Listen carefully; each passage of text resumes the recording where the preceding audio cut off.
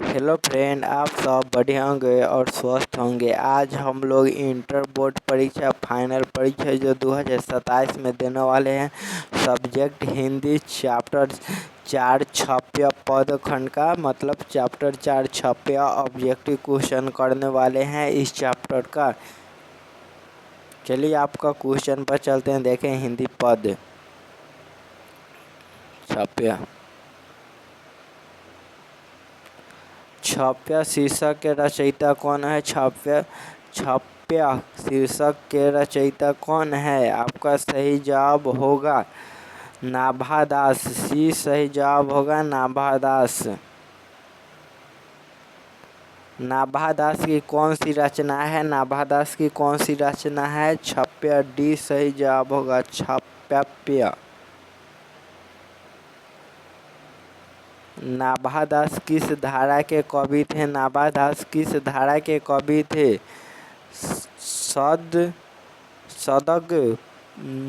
सद्गुणोपासक राम भक्त धारा। बी सही जवाब होगा सद्गुणोपासक राम भक्त धारा। नाभादास किसके समकालीन थे? नाभादास किसके समकालीन थे? तुलसीदास के। सी सही जवाब होगा तुलसीदास के। नाभादास का जन्म कब हुआ था? नाभादास का जन्म कब हुआ था? 1570 ईस्वी में अनुमानित। बी सही जवाब होगा 1570 ईस्वी में अनुमानित। किसकी कविता को सुनकर कवि नाभादास सिर झुका लेते हैं? सिर झुका लेते हैं। आपका सही जवाब होगा सूरदास की। ये सही जवाब होगा सूरदास की। कौन सी रचना नाभादास की है? कौन सी रचना नाभादास की है? भक्तकाल। बी सही जवाब होगा भक्तकाल।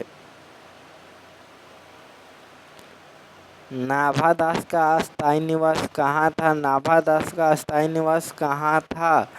वृंदावन। ये सही जवाब होगा वृंदावन। संपूर्ण यहाँ पर होने चाहिए संपन्न लिखा है। संपन्न भक्तमाल में किस छंद की व्यंजना है? व्यंजना है आपका सही जवाब होगा छप्य की। डी सी सही जवाब होगा छप्य।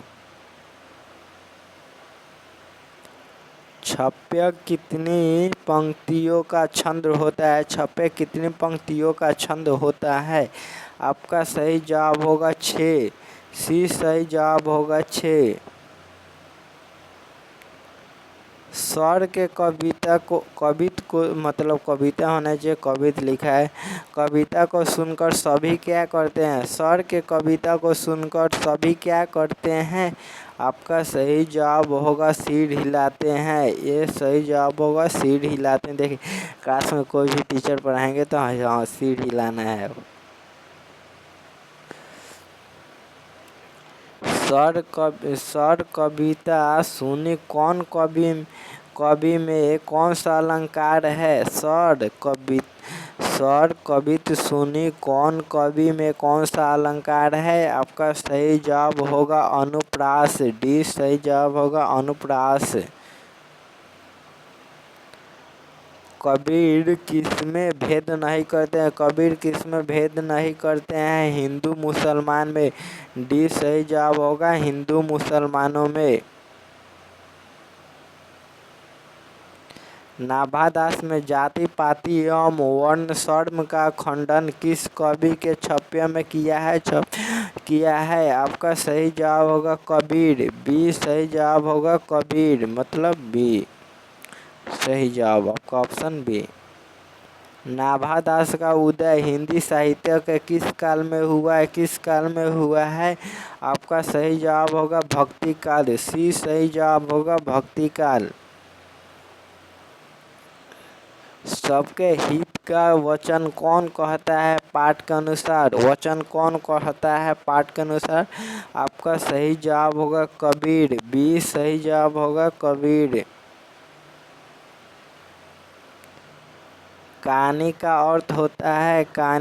अर्थ होता है विश्वास प्रतीति, मतलब विश्वास प्रतीति होगा। नाभादास दीक्षा गुरु हैं, नाभादास के दीक्षा गुरु हैं स्वामी अग्रदास अग्रअली। ये सही जवाब होगा स्वामी अग्रदास अग्रअली। भक्तमाल के रचयिता कौन है? भक्तमाल के रचयिता कौन है? आपका सही जवाब होगा नाभादास। डी सही जवाब होगा नाभादास। भक्त चरित्रों की माला है भक्तमाल में। सी सही जवाब होगा भक्तमाल।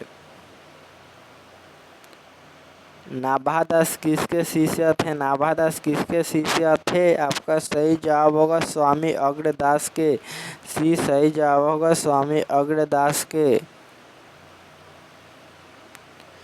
कबीरदास किस शाखा के कवि है? कबीरदास किस शाखा के कवि है? निर्गुण शाखा के। बी सही जवाब होगा निर्गुण शाखा के।